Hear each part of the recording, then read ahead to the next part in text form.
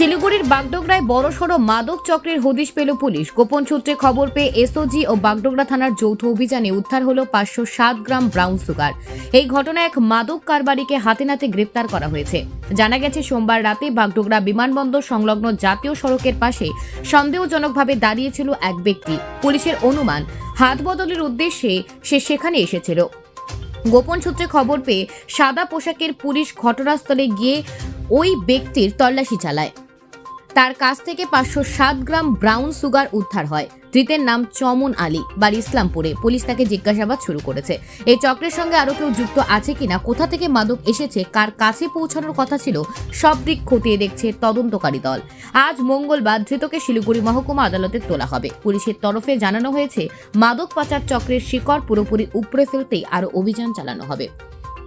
Bureau report, news prime Times. কাছ থেকে কিন্তু তার শার্টের ভেতর থেকে একটি কালো প্লাস্টিক উদ্ধার করা হয়েছে। সেই কালো প্লাস্টিকেই কিন্তু 5 প্যাকেট ব্রাউন সুগার ছিল এবং সেই ব্রাউন সুগারই কিন্তু হাত বদলের ছক কষেছিল সেই পাচারকারী। তবে সেই ছক